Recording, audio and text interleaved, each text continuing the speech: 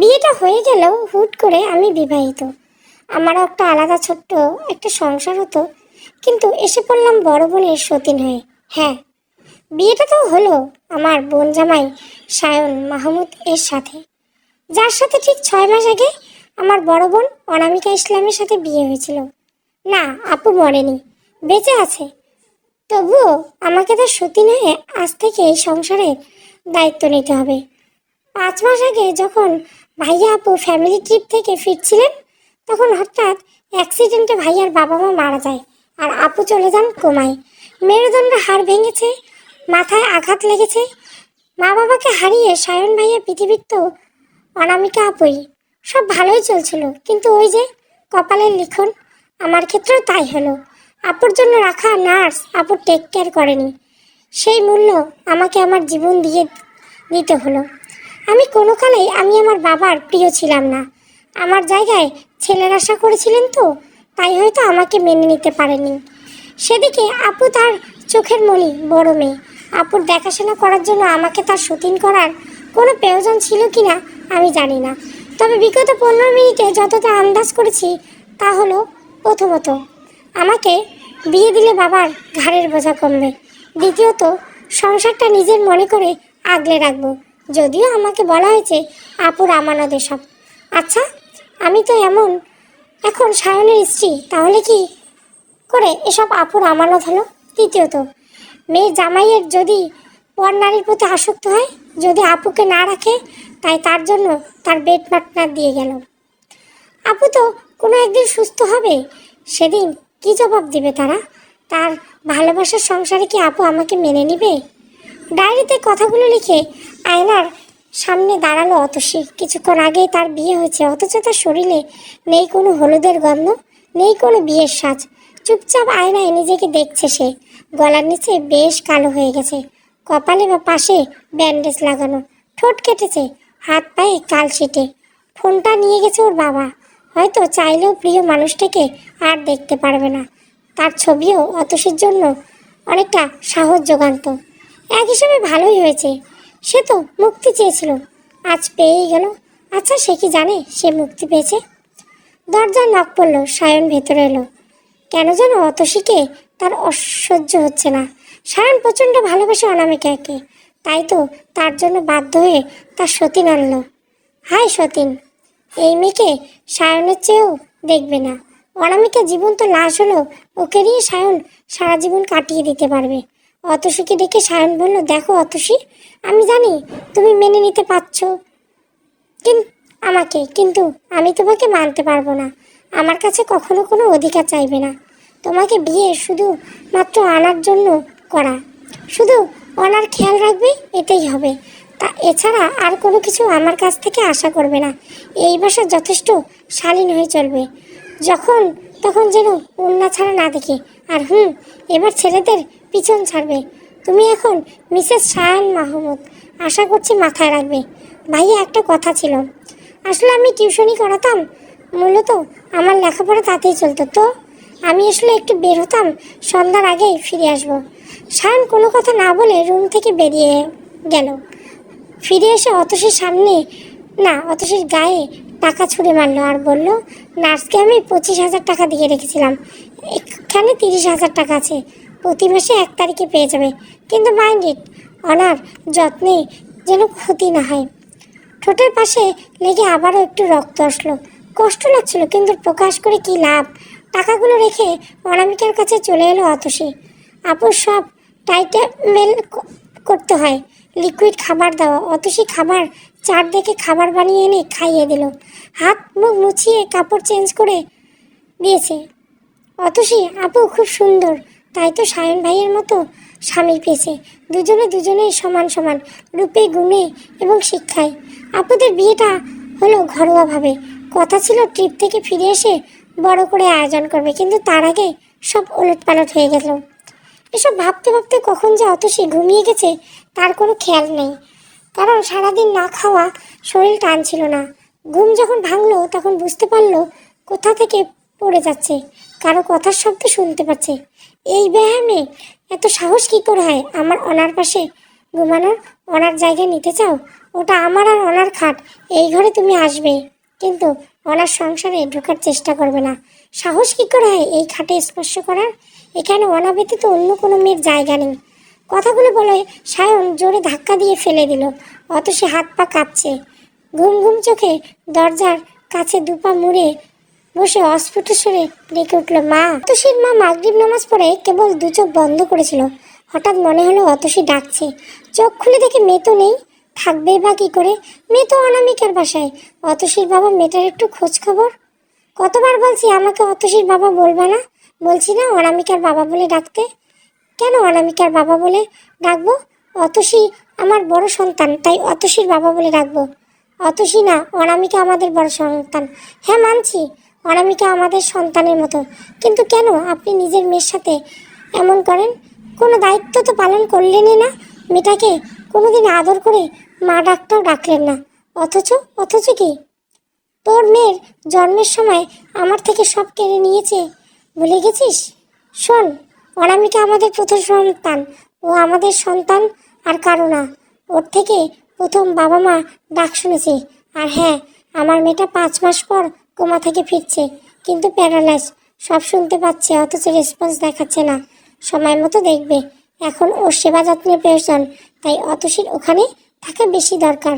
মেয়েটার পরীক্ষা চলছে। তোর মেয়ে জজ হবে না ব্যারিস্টার যে এত পড়তে হবে? আপনি কি মানুষ? অনামিকাকে তো কোথায় কোথায় আমার মেয়ের সাথে তোর অপয়ামের তুলনা করবি না। ভুলে যাস না, তোর ওই মেয়ে জন্মের সময় আমার অনামিকার মাকে খেয়েছে, আমার অনামিকাকে অনাথ করেছে, আমার থেকে আমার কলিজার টুকরো বোনটাকে কেড়ে নিয়েছে। এসব কি বলছেন? ও কিভাবে নিবে? সেদিন যা হয়েছিল সব অ্যাক্সিডেন্ট মাত্র, কিন্তু সেদিন ওই মেয়ে জন্ম নিল, অনামিকাকে অনাথ করে দিল। না, অনামিকা অনাথ হবে কেন? অনামিকা তো পেয়েছে বাবা মা হিসাবে মামা মামিকে, কিন্তু আমার মেয়েটা জন্মের সাথে সাথে অনাথ। আমি অতসীর প্রতি দায়িত্ব অবহেলা করি না, তাই বুঝি অনামিকা সতীন বানিয়ে রেখে এলেন? আমার অনামিকা মা সুস্থ হলে সব ঠিক হয়ে যাবে। দোয়া করো অনামিকা একটু রেসপন্স করুক। অনামিকা সুস্থ হলে কি করবে? সায়ন অতসীর ডিভোর্স দিবে? আমার মেয়েটার জীবন না। আমিনুল ইসলাম আর কথা বাড়ায় না, চলে যায়। তার কাছে উত্তর আছে কি নেই, কিন্তু অনামিকা তার দায়িত্ব, তার বোনের শেষ অংশ।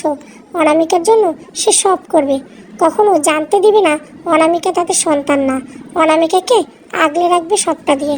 ডক্টর এসে অনামিকাকে চেক আপ করছে। অনামিকার রেসপন্স খুব কম, ব্রেনের অনেকটা অংশ কাজ করছে খুব ধীরে। 5 মাসের কোমায় থাকার জন্য কি হাত পা খুব একটা নড়ছে না, কিন্তু সব বোঝা যাচ্ছে টেস্টের উপর রিপোর্ট আসলে। অনামিকা কোমা থেকে বেরিয়েছে 7 দিন, কিন্তু অতসী মেয়েটা বেশ করেছে। বোঝাই যায় মেয়েটা খুব ভালোবাসে বোনকে, প্রতিদিন বোনের পাশে গিয়ে নিয়ম করে বসে থাকে।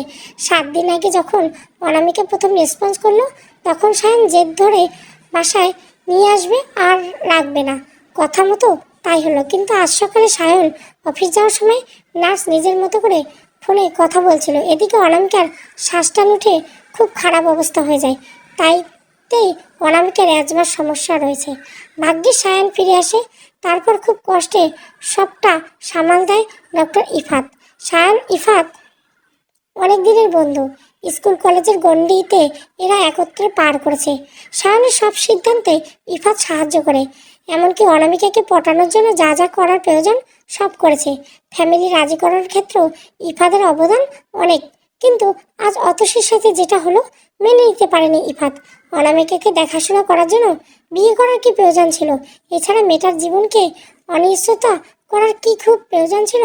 একদিন না একদিন অনামিকা সুস্থ হবে, তখন অতসী কি হবে?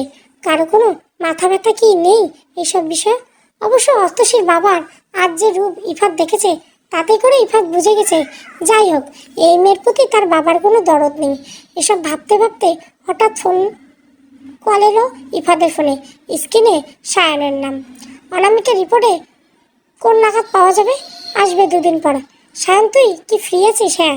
অতসী কি কেন বিয়ে করলি? জানি না। জানি না মানে কি? তুই অন্তত মেয়েটাকে বিয়ে না করলেও পারতি। মানে? অতসী তো পালানোর চেষ্টা করলো, পরিণাম দেখলি তো। যদি তুই একবার না করতি তাহলে তো বিয়েটা হতো না। ও পালানোর চেষ্টা করলো বলেই তো বিয়েটা করলাম। মানে? যে মেয়ে আমরা সবাই থাকতে অনামিকে ছেড়ে পালাতে পারে, সে মেয়ে আমার অজান্তেও পালাতে পারে। অতসী পালাচ্ছিল কারণ ও বিয়ে করবে না বলে। মেয়েটার ভবিষ্যৎটা শেষ করে দিলে। ওর মনে তো লাড্ডু ফুটছে, মানে কি? অতসী বরাবর অনামিকাকে হিংসা করতো, আর সবার সামনে এমন একটা ভাব করতো যাতে করে মনে হয় কিছুই জানতো না। অনামিকা সব জিনিস ওর চাই, এমনকি আমাকে ওর চাই। তুই জানিস অতসী কতটা ক্যারেক্টারলেস মেয়ে, কত ছেলের সাথে ওর চলাফেরা। আমার সাথে অনামিকার বিয়ের ঠিক জেনেও আমাকে চাইতো, এমনকি অনামিকাকে ধমকিয়েছিল ও যে কোনো মূল্যে আমাকে বিয়ে করবে। এসব তোকে কে বলেছে? তুই নিজে দেখছিস এমন কিছু? না, অনা এসব বলছে। বাহ, ভালো তো। তাহলে বলতে হয় তুই অতসীর মনের ইচ্ছা পূরণ করলি। না, আমি ঠিক যে পরিমাণ কষ্ট ওকে দিব, যতটা অনামিকাকে অতসী দিয়েছে, যতটা অনামিকা কেটেছে ঠিক ততটা কাঁদবে। তুই দিন দিন মানসিক রোগী হয়ে যাচ্ছিস। যখন বুঝতে পারবি তখন অনেক দেরি হয়ে যাবে। হয়ে যাবে না অলরেডি হয়েছে। মেয়েটাকে পারলে মুক্তি দিয়ে দে, এখনো সময় আছে। শায়ন কোনো কিছু না বলে, প্রতিশোধ তো সবে শুরু। অনামিকার প্রতিটা কষ্টের হিসাব তো অতসীকে দিতে হবে, তারপর নয় মুক্তির কথা চিন্তা করা যাবে। স্টাডি থেকে বেরিয়ে বেডরুমে যাওয়ার সময় অতসী রুম পড়ল। আজ তাদের বাসর রাত। অতসী কি তার জন্য অপেক্ষা করছে নাকি? 7-5 ভেবে অতসীর রুমে গেল সায়ান। বেঘরে ঘুমাচ্ছে সে, নিষ্পাপ লাগছে। কিন্তু মিস অতসী, তোমার এই চেহারার পিছনে যে এক জঘন্য ব্যক্তি লুকিয়েছে, যাকে সায়ান টেনে ইচ্ছে বের করে আনবে। খুব ইচ্ছে ছিল তোমার, তাই না, আমার বউ হওয়ার? এই জন্য তুমি এত জঘন্য খেলায় মেতে উঠেছিলে। সেদিন তোমার জন্য আমার পরিবার শেষ করে দিয়েছে, তোমার জন্য আজ আমার এই অবস্থা। সব থেকেও নেই, তোমাকে তো আমি ছাড়বো না। তুমি কতটা অসহায় হতে যাচ্ছ তুমি নিজেও জানো না। অনামিকার প্রতি করা তোমার প্রতিটা অত্যাচার হিসাব তুমি পাবে। আমার বাবা মাকে খুন তুমিই করেছো। সেদিন যদি তুমি জঘন্য নাটকটা না করতে, তাহলে আমি এত ডেসপারেট হতাম না, অ্যাক্সিডেন্ট হতো না। অনামিকার মান সম্মান নিয়ে খেলতে চেয়েছিলে না তুমি? তোমাকে কি মাঝ রাস্তায়? বিয়ের পরদিন মেয়েদের জীবন সকালটা হয় অনেকটা মুগ্ধতার পরিপূর্ণ। স্বামী সংসার, প্রথম সকাল, নতুন জীবনের নতুন অধ্যায়। কিন্তু অতসীর জন্য এমন কিছুই নেই। অনামিকার সংসার, অনামিকার স্বামী সম্পর্কে সে তার সতীন হলেও অতসীর জায়গা হয়তো এই সংসারে হবে না। আফসোস নেই, যার বাবার সংসারে সে ছিল না থাকার মতো, এটাও হবে আবার তার বাবার আদরের মেয়ের সংসার। মাঝে মধ্যে অতসীর মনে হয় সে তার বাবার মেয়ে না, না হলে তার বাবা তার সাথে এতটা খারাপ কিছু করতো না। ছোটবেলা অনামিকাকে হয়তো সত্য বলতো, অতসীকে রাস্তায় কুড়িয়ে পেয়েছিল। প্রথমে বিশ্বাস করতো না, কিন্তু যখন থেকে ওর বাবাও রাস্তার মেয়ে বলে ডাকতো, তখন থেকে অতসী নিজেকেও মনে মনে হয়তো তাকে সত্যি রাস্তায় কুড়িয়ে পেয়েছে। সকাল সকাল ঘুম ভাঙলো অতসীর। ঘুম থেকে উঠে ফ্রেশ হয়ে চা খাওয়ার খুব দরকার, মেয়েটা খুব চাখর। চা বানিয়ে রুমে যেতে সায়নের ডাক পড়লো। কয়েক চুমুক সবে নিয়েছে, কিন্তু সায়নের চিল্লানিতে আর চা। সারের মতো চেঁচাচ্ছে কেন? কি বললা? না মানে ডেকেছিলেন কেন? তোমাকে এমনি এমনি মাসে 30,000 টাকা দিয়ে রাখিনি। যাও অনাকে ফ্রেশ করো। অতসী কোনো উত্তর দেয় না, চুপচাপ অনামিকাকে ফ্রেশ করিয়ে খাইয়ে দিয়ে আসে। সায়ন স্টাডি রুমে বসে বসে সব দেখছিল। অতসীকে সে বিশ্বাস করে না, তাই কাল রাতে সিসি ক্যামেরা লাগিয়ে রেখেছে পুরো রুমে। অতসী অনামিকার সাথে উল্টোপাল্টা কিছুই করলো না, ওকে শেষ করে দিবে। অতসী যখন অনামিকার পা মুছিয়ে দিচ্ছিল, তখন সায়ন হাসতে থাকে, বিদ্রুপের হাসিতে ডুব দেয় অতীতে। কল দেওয়ার পর অনেকক্ষণ যাবৎ কান্না করেছে অনামিকা। তার প্রতিটা নাক টান দিয়ে কান্নার সুর যেন তীরের মতো বেচ্ছে। অনা, কি হয়েছে? কিছু না। কাঁদছো কেন? কাঁদছি না তো। আমি বুঝি তো কেউ কিছু বলেছে। এবার অনামিকার কান্নার বেগ বেড়ে গেল।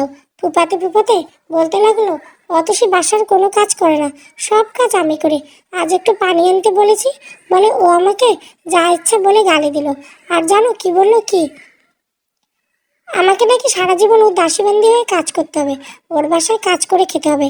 কথা বলে আবার কাঁদতে থাকে অনামিকা। সায়নের প্রচণ্ড রাগ, সেদিন উঠলেও কিছু করতে পারেনি। কিন্তু আজ মিস অতসীকে সে অনামিকার দেখাশোনা করার জন্য রেখেছে, যে অনামিকার কাজের লোক ব্যতীত কিছুই না। অনামিকা বুঝতে না পারলেও অনুভব করতে তো পারবে। ঘোর কাটলো ফোন কলে। সায়নের ফ্রেন্ড আরহান কল দিয়েছে। পেশায় সে অ্যাডভোকেট, সায়নের লিগ্যাল অ্যাডভাইজারে বলা যেতে পারে। সায়ন, তুই কি শিওর? হ্যাঁ, কিন্তু এতে অতসীর লাইফ রিস্কে পড়ে যাবে। I don't care about her. I just want that man ভেবে বলিস? আজ থেকে অতসী তোর নামে পরিচিত হবে, যেখানে অনামিকার পরিচয় ঠুনকো নয়, বলতে গেলে অস্তিত্বই নেই। কারণ কেউ জানে না যে অতসী না, অনামিকাই তোর প্রথম স্ত্রী। আর এটা যদি হয় তো অ্যাক্সিডেন্টলি তোর বিজনেস রাইভালদের মধ্যে কেউ করেছে, তাহলে কিন্তু অতসী হবে ওদের নেক্সট। আমি এটাই চাই, ওরা নেক্সট মুখ দেখ, কেননা এতেই ওর পিছনে কে আছে বেরিয়ে আসবে। তুই অতসীকে টোপ হিসাবে ব্যবহার করছিস। মেয়েটার লাইফের একটা মূল্য আছে। যদি ওর কিছু হয়ে যায়, ওনার থেকে অ্যাটাকারদের দূরে রাখার থেকে এর থেকে ভালো কোনো উপায় আমি আর দেখছি না। যা ভালো বুঝিস কর। সায়ন অনামিকার বিয়েটা ঘরোয়াভাবে হয়, আগে কাউকে জানায়নি, কারণ বিজনেস ট্রিপ ছিল। সায়ন চেয়েছিল ফিরে এসে বিয়ে করবে বেশ ধুমধাম, কিন্তু অতসীর অত্যাচারে অনামিকায় প্রায় মন খারাপ করে বসে থাকতো। সায়ন বুঝতো না কেন অনামিকা এসব সহ্য করে। ওর বাবাকে জানালেই তো অতসীকে জ্বালাতে পারে না, কিন্তু অনামিকা ওর বাবাকে জানাতে নারাজ। এদিকে অনামিকা মন খারাপ দেখে কোনো মতে বিয়ে করে ওকে নিয়ে সায়ন বিজনেস ট্রিপে। সাথে সায়নের বাবা মাও ছিল, কারণ সায়ন ছিল একমাত্র সন্তান। ওর বাবা মায়ের মাকে ছাড়া কোথাও যেত না। দিনগুলো বেশ ভালোই কাটছিল, স্বপ্নের মুহূর্ত ছিল। অনামিকার হাসি খুশি চেহারা, বাবা মা, সব মিলিয়ে সময়টা সায়নের জন্য অমূল্য। কিন্তু অতসীর জন্য সব শেষ হয়ে গেল। অতসী অতসী অতসী, এই মেয়েকে সায়ন ছাড়বে না, কোনো দিন না। অতসী, এই অতসী, জি বলুন, 1 কাপ চা দাও 5 মিনিটের মধ্যে। 7 মিনিটের মাথায় অতসী চা নিয়ে এসে দাঁড়ায় সায়নের সামনে। মুচকে এসে সায়ন চায়ের কাপ হাতে নেয়, অন্য হাতে অতসীর হাত ধরে হেঁটে বেসিনের সামনে নিয়ে গিয়ে ওর বা হাতে পুরো 1 কাপ চা ঢেলে দিয়ে দেয়। অতসী চিৎকার করতে নিলে বলে, ভুলেও চিৎকার করবে না অনাঘুমে। অতসী দাঁতে দাঁত চেপে সহ্য করে, চোখ দিয়ে পানি তো পড়ছে। সায়ন অতসীর কানের কাছে গিয়ে ধীরে ধীরে বলল, যার বউ হওয়ার জন্য এত কাটখোপ করলে, তার সম্পর্কে এটা জানো না সে যে চা না কফি পছন্দ করে? কফি চাই 5 মিনিট সময়, না হলে আবার এমন হবে। Mind it miss Atasi. Atasi চুপচাপ চলে গেল। সায়ন রুমে এসে থম মেরে বসে আছে। অতসী কাছে যেতেই অমন কেন ফিল হলো। মেয়েটার চুলে তো মারাত্মক স্মেল। কী দেয় চুলে? আর এত লম্বা চুল। বরাবর সায়নের লম্বা চুল পছন্দ হলো, অনামিকার চুল এত বড় রাখতো না। গরমের কারণে উফ, কী সব ভাবছে। দ্রুত ফোন বের করে ম্যানেজারকে কল দিয়ে আজকের পার্টি সম্পর্কে সব কাজ দেখে নিতে বলল। আজ সে মিসেস সায়ান মাহমুদ হিসেবে অতসীকে পরিচয় করিয়ে দিবে। অতসী হয়তো চিন্তাও করতে পারবে না সে যে পরিচয় এতদিন পেতে চেয়েছিল, সে পরিচয় পেয়ে ওর জীবনে কতটা বিপদ ডেকে আনছে। কথাগুলো ভেবে বিদ্রুপের হাসি হাসতে হাসতে পিছন দিকে ঘুরতে সায়ানের মনে হলো কেউ ওর দিকে গরম কিছু একটা ছুঁড়ে মেরেছে। উফ, গলার দিক বুক জ্বলছে। চোখ গরম করে সামনে তাকাতে দেখে অতসী দাঁড়িয়ে আছে, তার হাতে কফির মগ। তার মানে অতসী গরম কফি সায়নকে ছুঁড়ে মেরেছে। এত বড় সাহস কী করে হয় ওর? কিছু বলার আগেই অতসী বাঁ হাতের তর্জনী নাড়িয়ে বলল, মিস্টার সায়ন মাহমুদ, ভুলেও আমাকে এতটা অবলা নারী ভাববেন না। আমি স্টার জলসার কোনো নায়িকা নই যে আপনি অত্যাচার করবেন আর আমি সহ্য করব। মনে রাখবেন, আপনি যদি বুনু ওল হয়ে থাকেন তাহলে আমি বাঘা তেঁতুল। অতসী এমন একটা কাজ করতে পারে, এটা সায়নের চিন্তা ভাবনার বাইরে ছিল। অবশ্য অনামিকাকে ও যেভাবে প্রতিনিয়ত অত্যাচারগুলো করতো, এখানে আজকের বিষয় কিছুই না। ফ্রেশ হয়ে অনামিকার কাছে গিয়ে বসে আছে সায়ন। সায়নের 2 হাতের মাঝে অনামিকার ডান হাত। কথা ছিল আজকে ঠিক নতুন বউয়ের মতো করে সাজিয়ে ঘরে তুলবে। সে রাতে ওরা মালয়েশিয়াতে রিসেপশনের শপিং করছিল। সে রাতে অনামিকা খুব খুশি ছিল। হঠাৎ সায়নের ফোনে মেসেঞ্জারে ওই রিকোয়েস্ট মেসেজ, ছবিগুলো সব উল্টে পালট করে দিল। কেন সেদিন যে অনামিকাকে সায়ন কষ্ট দিয়েছিল, সব ছবি মেসেজ দেখার পরে সায়নের একেবারের জন্য মনে হয়নি যে এসব ফেক। অনামিকা বারবার বলছিল এসব অতসীর করা, ও গ্রাফিক্স কাজ শিখেছে, ও এসব করে। কিন্তু সায়ন তখন অনামিকাকে বিশ্বাস করেনি। রেগে অনামিকার গায়ে হাত তুলল। নেক্সট ফ্রাইডে বিডিতে ফিরে এসে এয়ারপোর্ট থেকে বানানি বাসায় আসার সময় অ্যাক্সিডেন্টটা হলো। অ্যাক্সিডেন্টে বাবা মার এক্সপার্টদের। অনামিকার বেশ লাগলো। সায়নের পায়ে লেগেছিল। ড্রাইভার ডান হাত চলে যায়। পিছন থেকে ট্রাক এসে ধাক্কা দেয়। সায়নের বাবা মাকে মাটি দেওয়ার সামর্থ্য হয়নি সায়নের, এতটা দুর্বল ছিল, অসহায় হয়ে পড়েছিল শুধু অতসীর জন্য। বিষয়টা সায়ন পরে চিন্তা করে। অতসী অনামিকাকে সরানোর জন্য ফেক স্ক্রিনশট বানিয়ে সায়নকে পাঠায়। সায়ন বিশ্বাসও করে, কিন্তু ফিরে আসার পরে ওদের অ্যাক্সিডেন্টের বিষয়টা অজানা। কে করিয়েছিল এসব? সায়ন আপনজন বলতে তো শুধুই ওর স্ত্রী। ওর স্ত্রী হবে অ্যাটাকদারদের জন্য নেক্সট। তাই টব হিসাবে অতসীকে ব্যবহার করে। নিজের রুমে বসে গলা লকেটে হাতে নিয়ে দেখছিল অতসী দিহানের দেওয়ার শেষ চিহ্ন। আচ্ছা, দিহান কি কখনো জানবে যে অতসী কতটা কষ্টে আছে? নাকি সে কখনো খোঁজই নিবে না? হয়তো নিবে না, কারণ অতসী শুধু তার জন্য অপমানের ছিল। সে পাইলট, তার অতসী ন্যাশনাল স্টুডেন্ট, তার আগে পিছে কত মেয়ে ঘোরে, আর সেখানে অতসী ব্যাকডেটেড, বোরখা পরে, বিলাসিতা নেই। আসলে বিলাসিতা করার ক্ষমতা নেই। উচ্চ মধ্যবিত্ত ফ্যামিলি থাকলেও ক্লাস 8-এর পর বাবার কাছ থেকে 2 পয়সাও নেয়নি। অতসীর প্রতি দিহানের যা ছিল সবটাই ছিল মোহ, আবেগ বা নেশা। 3 মাসের ছোট্ট সম্পর্ক তো আরও 2 মাস আগে শেষ করে দিয়েছিল দিহান। আসলে সবটা দুর্বলকে নিশানা করে কি না? তবে দিহান তো অতসীর জন্য ছিল একটা আশার ক্ষীণ আলো, যে ক্ষীণ আলোর শক্তি যোগাতো। ফোনের ওয়ালপেপার দিয়ে রাখা দিহানের ছবি দেখে প্রতিদিন মুচকি হাসতো অতসী। কাল খুব চেষ্টা করেছিল পালিয়ে যেতে, কিন্তু ভাগ্য সহায় হলো না। কিভাবে থাকবে তোমায় ছাড়া দিহানজি? তুমি তো আমার বলে বেশ আছো, আমি কেন পারলাম না? জানো তো আমার না বিয়ে হয়ে গেছে তোমার বন্ধুর সাথে। জানো তো আমি না এখন কারো দ্বিতীয় পক্ষ। আপুর সতীন, অন্যের সংসারে আমাকে সামলানোর জন্য বন্দি করে রাখা হয়েছে। আমাকে নিয়ে যাও না দিহানজি এখান থেকে, প্লিজ নিয়ে যাও। আমি পালানোর তো কম চেষ্টা করিনি, কিন্তু পাচ্ছি না, আমি পাচ্ছি না দিহানজি। কথাগুলো বলে লকেটটা ঠোঁটের কাছে নিয়ে কেঁদে উঠল অতসী। জীবন কি শুধু কেড়ে নিতেই জানে? হালকা গোলাপি রঙের শাড়ি পরেছে অতসী। পার্লার থেকে মেয়েরা এসে সাজিয়ে দিল। বউ বউ লাগছে। এই সাজের জন্য অতসী অনেক অপেক্ষা করছিল। ও নীল বেনারসি পরবে আর দিহান পরবে সাদা পাঞ্জাবি। কিন্তু আজ সব নিয়তি। খুব কাঁদতে ইচ্ছে করছে। দিহানের লকেটটা খুলে ড্রয়ারে রেখেছিল। সায়ন বেশ গয়না দিয়েছে, কিন্তু সেসব মন ছুঁয়ে যায়নি। দিহানের দেহ লকেটটা পরে নিল। সায়নের দেহ গহনার নিচে পড়ে গেল, অতসীর শরীরের সাথে মিশে গেল।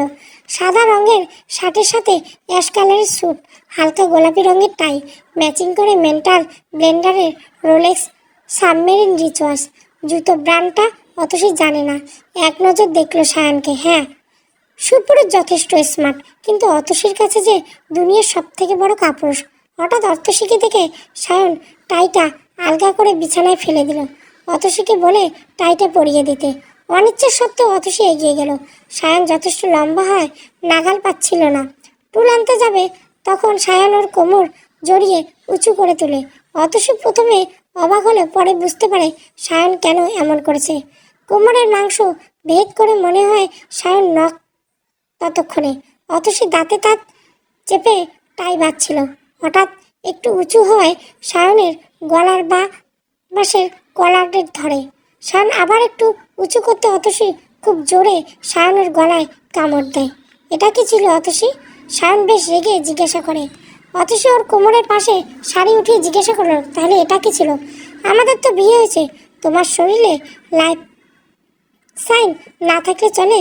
এক্স্যাক্টলি, আপনার শরীরেও থাকতে হবে, তাই আমি দিলাম। সায়ন কথা না বলে চুপচাপ ওরা বেরিয়ে আসে। অতসী বসে আছে স্টেজে।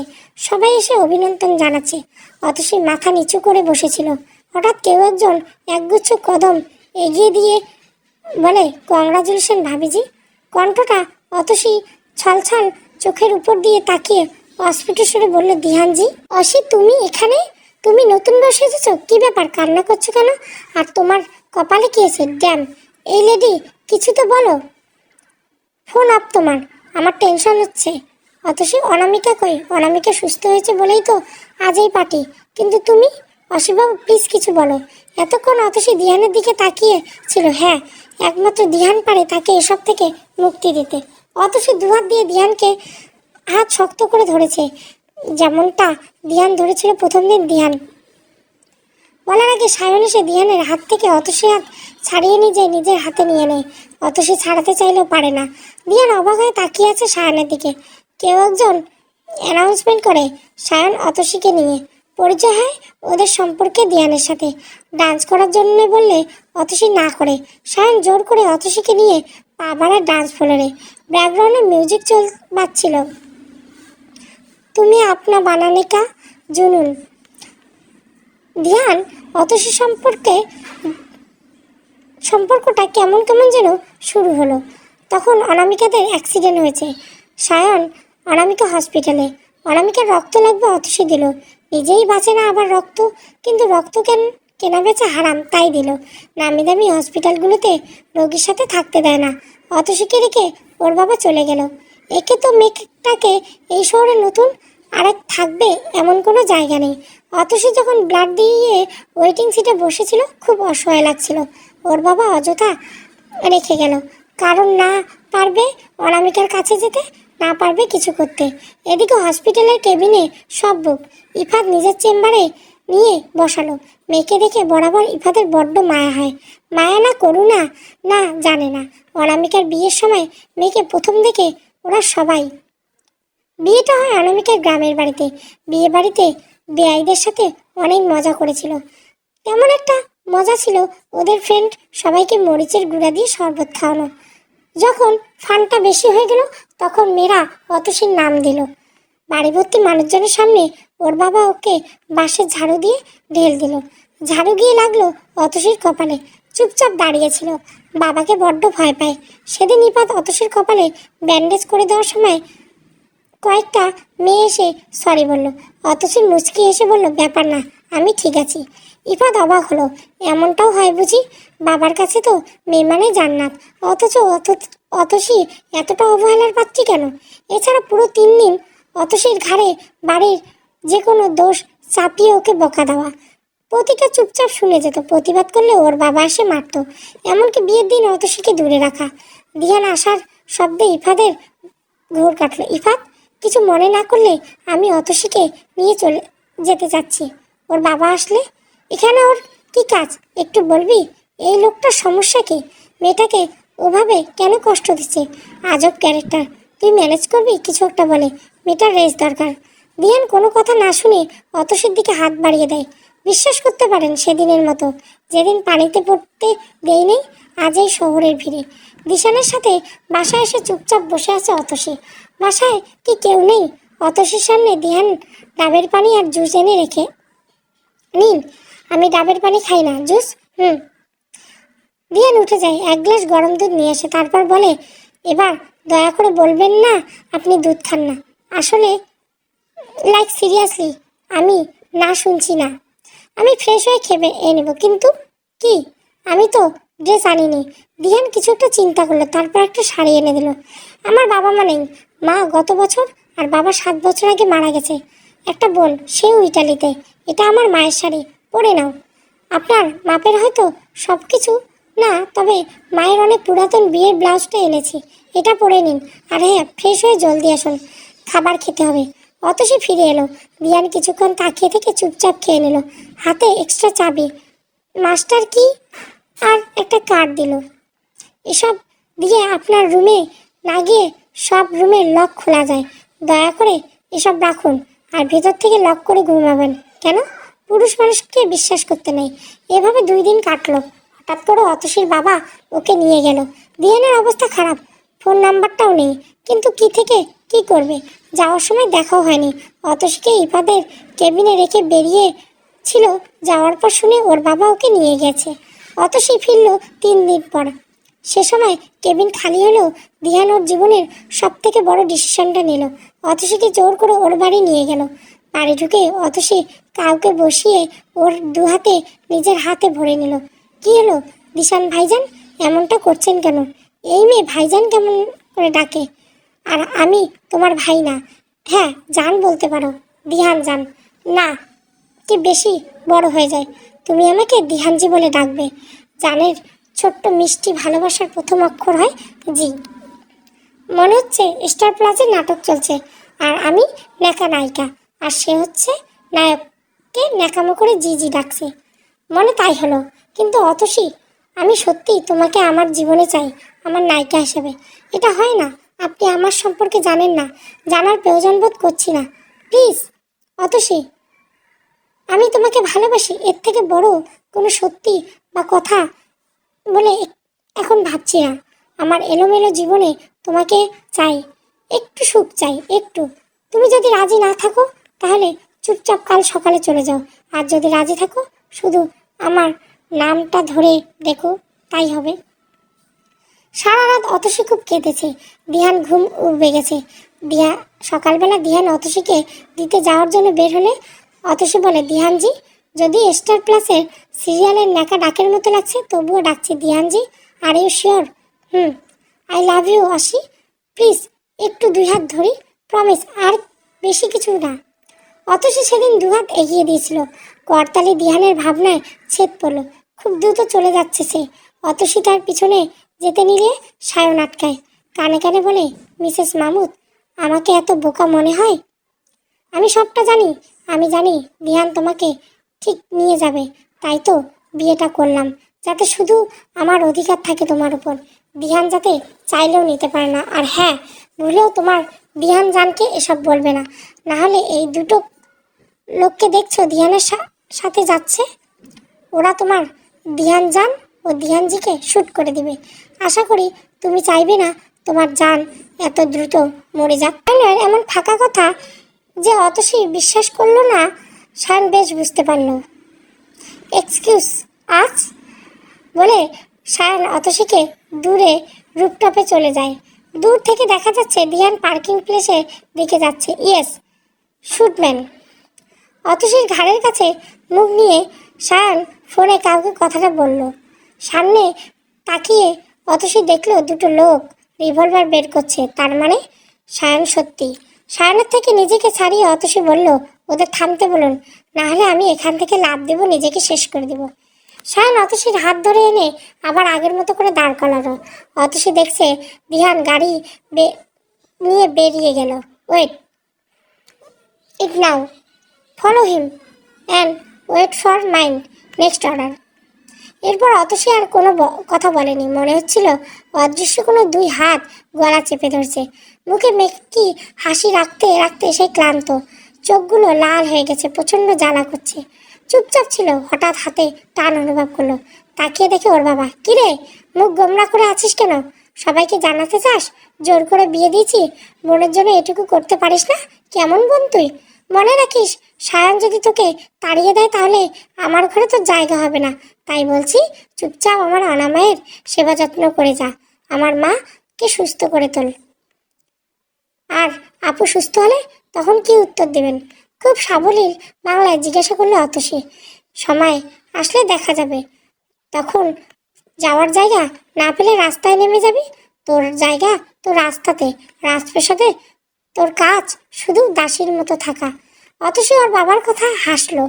এরপর হাসি মুখটা লেগেই ছিল। ওরা আজ বাসায় যাবে না, একটা হোটেলে ওদের জন্য স্পেশাল সাইট বুক করা আছে। ধীরে ধীরে গাড়ি এগিয়ে চলছে সেদিকে। পুরো রাস্তায় অতসী কোনো কথা বলেনি, কান্না করছিল, যা সায়নকে অবশ্যই শান্তি দিচ্ছিল।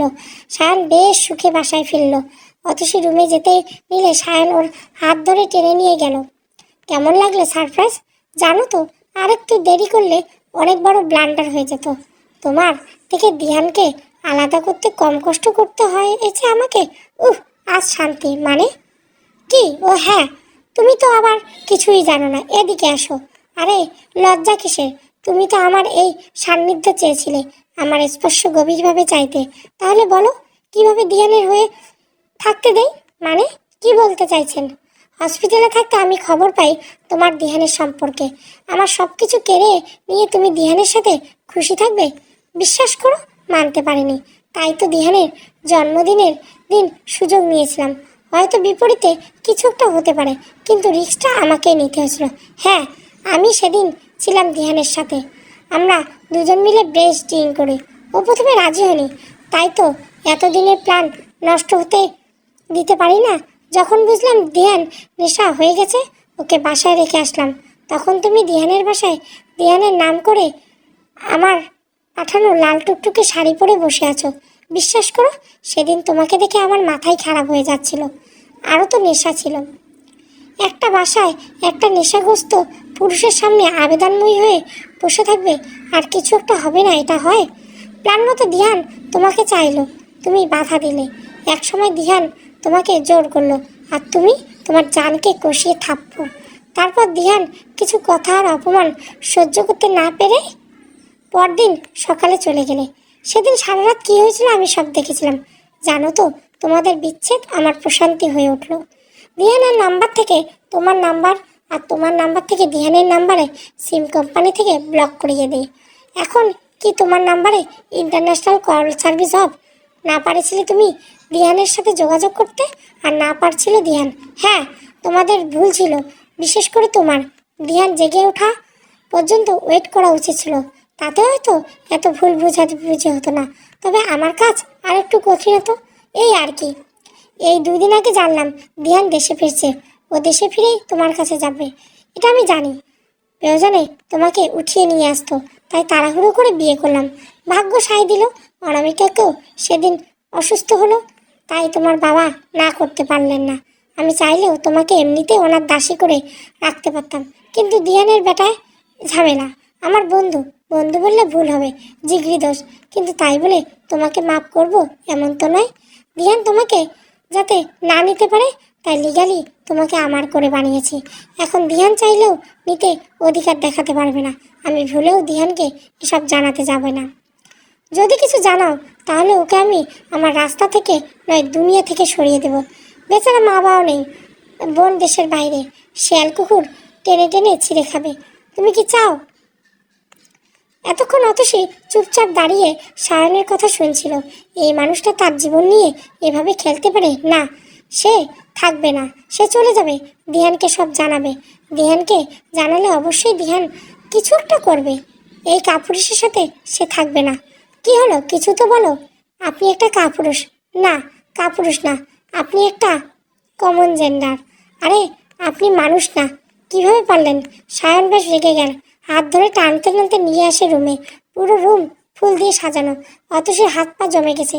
আমি কাপুরুষ? কমন জেনার, দেখবি আমি কি কি করতে পারি। অতসীর হাত মুচড়ে ধরে চিৎকার করে বলে সায়ন।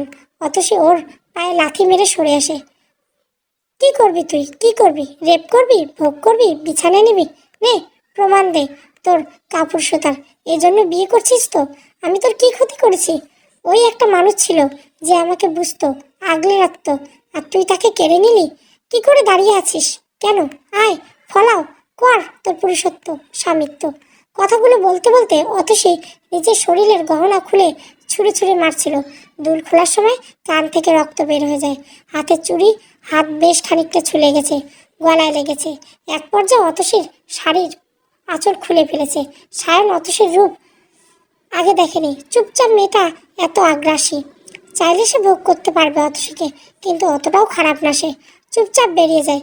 কান্না করতে করতে অতসী একসময় ফ্লোরে বসে পড়ে, নিজের দুহাতে চুল টেনে জোরে জোরে দিহানের নাম ধরে কাঁদতে। আচ্ছা বাবা, আমি কি সত্যি তোমার অবৈধ সন্তান? 11 বছর বয়সী অনামিকার মুখে এমন কথা শুনে বিস্ময়ে তাকিয়ে আছে আমিনুল ইসলাম। এসব কি বলছো মা? কে বলেছে এসব? কেন? অতসী তো স্কুলে সবাইকে তাই বলে। কি বলেছে? তোমাদের বিয়ের বয়স 11 আর আমার বয়স 11, কিভাবে হয়? আমি নাকি বিয়ের আগের সন্তান? আর বিয়ের আগের সন্তান তো অবৈধ হয়, তাই না বাবা? অনামিকার কথার কি উত্তর দিবে আমিনুল ইসলাম জানে না। তবে এখন থেকে সত্যিই বলতে হবে। সত্যিটা বলা যাবে না, অনামিকা সহ্য করতে পারবে না। আরে মা শোন তো, ছোটবেলা থেকে তুই খালি পড়তে চাইতি, একটু থাকতেই শুধু কান্না করতে স্কুলে যাব, তাই তো তোমার বয়স বাড়িয়ে স্কুলে ভর্তি করাতে হয়েছে। সত্যি তো বাবা? তাহলে অতসী যে বলে না, আর বলবে না। অনামিকা দিব্যি রুমে চলে গেল, আর অতসী দৌড়ে বাবার কাছে এসে একটা ডায়েরি দেখাতে দেখাতে বললো, বাবা বাবা দেখো, আজকে আমি রচনা প্রতিযোগিতায় প্রথম হয়েছি। হেড স্যার আমাকে এই ডায়েরি আর কলমটা দিয়েছে, দেখো। 8 বছর বয়সী অতসী এতটা উল্লাস তার বাবার কান অব্দি পৌঁছানা। সে খুব জোরে ধমক দিল। অতসী কুঁকড়ে গেছে, চুপচাপ দাঁড়িয়ে আছে। খুব বৈধ অবৈধ শিখেছিস তাই না? আরে তুই তো রাস্তার মেয়ে, তুই শিখবি না তো কে শিখবে? বলে আশেপাশে কিছু একটা খুঁজতে লাগলো। বাসে একটা ছোট ডান্ডিবি পেয়ে গেল। হাত পাত বলছি, জোরে জোরে ধমকিয়ে যাচ্ছে সে। ছোট্ট অতসী চুপচাপ হাত বাড়িয়ে দেয়, কারণ জানে তার বাবা আজকে মারলে দু হাতে ততক্ষণ পর্যন্ত মারল যতক্ষণ পর্যন্ত না ফুলে গেল। অতসীর মা থামাতে আসলেও তার শরীরে কিছু লাগলো। যখন অতসীর মায়ের লাগলো তখন ওর বাবা থেমে যায়। অতসীর মায়ের হাতে লেগে গিয়ে প্রায় কেটেছে। খুব দ্রুত অতসীর বাবা ফ্রিজ থেকে বরফ নিয়ে এসে হাতে লাগাতে গেল। অতসীর মা বলে, আমার দু হাত শক্ত আছে, রক্ত ঝরলে সামলে নিব, কিন্তু আমার ছোট্ট মেয়েটা এতটা সইতে পারে না, ওকে মারবেন না। আর যদি মারেন তাহলে আজ আমি বিষ এনে দিবেন, ওকে নিজ হাতে খাইয়ে দিব, আর না হয় আপনি শান্তি পাবেন।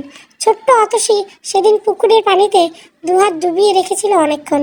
রাতে ভাত খেতে পারেনি, ডায়েরিটা খুব যত্ন করে তুলে রাখে। অতসীর পুরস্কার কিংবা সার্টিফিকেটের কোনো অভাব নেই। ঘর পরিষ্কার করার সময় আজ অতসীর মা অতসীর প্রথম পুরস্কার আর ডায়েরিটা পেল। হাতে নিয়ে অতীতে হারিয়ে গিয়েছিলেন সে। অতসীর দিনগুলো কেমন যেন যাচ্ছে। অনামিকার সেবা যত্ন, তার মধ্যে সায়নের সাথে মাঝে মধ্যে বাইরে যাওয়া, বিভিন্ন পার্টিতে অ্যাটেন্ড করা, বাইরে ডিনার করা।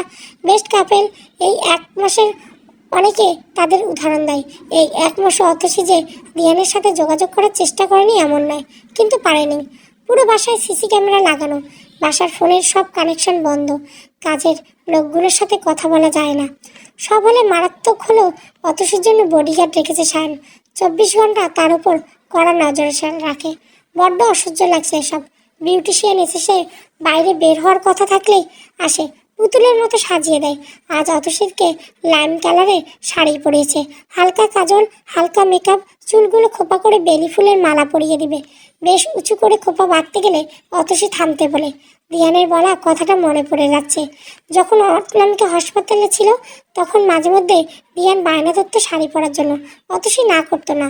একদিন অতসীকে কপালে টিপ দিতে দিতে গেলে অতসী মানা করে, কারণ ইসলামে টিপ পরিহিত নারীকে সরাসরি পতিতাদের সাথে তুলনা করা হয়। তখন দিয়ান অতসীর চুল খুলে দেয় আর বলে, একটা মানবেন আর অপরটা মানবেন না, বুঝলাম না। আবু হুরায়রা রাদিয়াল্লাহু আনহু কর্তৃক বর্ণিত একটা হাদিস, রাসূল সাল্লাল্লাহু আলাইহি সাল্লাম বলেছেন, জাহান্নামবাসী দুটো দল রয়েছে যাদেরকে আমি এখনো দেখিনি। একদল এমন যাদের সাথে হাতে গরুর লেজের মতো লাঠি থাকবে, যা দিয়ে তারা লোকদের প্রহার করবে। আর অন্য দল এমন নারী যারা পোশাক পরেও উলঙ্গ থাকবে। তাদের অন্যদের তাদের প্রতি আকৃষ্ট করবে, নিজেরাও অন্যদের প্রতি ঝুঁকবে। তাদের মস্তিষ্ক উটের পিঠের কুজের মতো হবে। তারা জান্নাতে প্রবেশ করবে না, এমনকি জান্নাতের ঘ্রাণ পাবে না, অথচ এর ঘ্রাণ এত এত দূর থেকেও পাওয়া যায়। হাদিসের ভাষা হলো, উটের পিঠের কুজের মতো মাথার উপর চুল বাঁধলে বা জুটি থাকলে তখন উটের পিঠের কুজের মতো দেখায় যাবে, অন্যথা নয়। আমি তো খোপা করেছিলাম, ওটা তো কুজের মতোই লাগছিল। তাহলে কি খোপা করব না? কেন করবে না? করবে তো, তবে ঘাড় ফলিয়ে করো না। দেখো আরো বেশি সুন্দর লাগবে। বিউটিশিয়ানের কথায় হুঁশ ফিরে অতসী, ম্যাম খোপা করবো না, নিচু করে ঘাড় ফলিয়ে করুন। সায়নের বাসার বাইরে অতসীর হাত ছাড়ে না, এই বুঝে অতসী পালিয়ে গেল। সবসময় হাত ধরে রাখে, কিন্তু অতসীর অসহ্য লাগে। সে সায়নের সাথে বের হয় মূলত যদি দিহানের সাথে দেখা হয়ে যায়। দিহানের সাথে একবার কথা বলা খুব প্রয়োজন। একমাত্র দিহান পারে অতসীকে এসব থেকে বের করতে। এসব ভাবতে ভাবতে কখন যে ওরা পৌঁছে যায় খেয়াল করেনি অতসী। একদম অন্ধকার। হঠাৎ সায়ন হাত ছেড়ে দেয়, কিন্তু কেন? সায়ন তো এমন করে না। হঠাৎ অতসীর হাতে কারো হাতের স্পর্শ অনুভব করে, খুব কাছের থেকে। ব্যাকগ্রাউন্ডের মিউজিক বেজে উঠলে কেসে ইস্কি কাশ ইস্ক মে তেরে স্পটলাইটে পড়তে চেহারা স্পষ্ট। দিহান অতসী দুটো হার্টবিট মিস করলো। আজকে সবটা জানাবে আর ফিরবে না, কিন্তু আজ দিহানের চোখে ভাষা বড্ড অচেনা লাগছে। খুব শক্ত আর বাজেভাবে স্পর্শ করছে সে। ওর সাথে তাল মিলিয়ে কাপেল ডান্স করতে প্রায় কষ্ট হচ্ছে অতসীর। অনেকবার কথা বলার চেষ্টা করলো, কিন্তু দিহান অতসীর কোনো কথাই শুনলো না। গান শেষে দিহান অতসীর কানে কানে বলল, তুমি ভুলো कैसे मैं मेरी पहली खतना तुम हो। গান শেষে দিহান অতসীর হাত খুব শক্ত করে ধরে অন্য হাত বাড়িয়ে দেয় অন্ধকারে। লাল চুড়ি পরা একটা মেয়ের হাত। মেয়েটা আলোতে আসতে দিহান অতসীর হাত ছেড়ে দিয়ে বলে, meet my wife Mrs Raima Mehboob, wife of Dihan Mehboob. Atasi দুপা পিছিয়ে যায় আর সামনের মেয়েটা দৌড়ে এসে ওর উপরে পড়ে। অতসী, দোস্ত তুই কই হারিয়ে গেলি? কতটা পর আমি তোর। সেদিন এক্সামের হল থেকে আমি আগে বের হলাম আর তোকে পাইনি। কই ছিলি তুই? আমি তো তোকে খুঁজে হয়রান। পরে আন্টির কাছে সব শুনলাম। দোস্ত, তোর সাথে আমার অনেক কথা আছে। অত সে রীতিমতো ঘামতে শুরু করে। দিয়ান রাইমাকে ওর ওয়াইফ বলে পরিচয় দিল কেন? ও কি তাহলে রাইমাকে?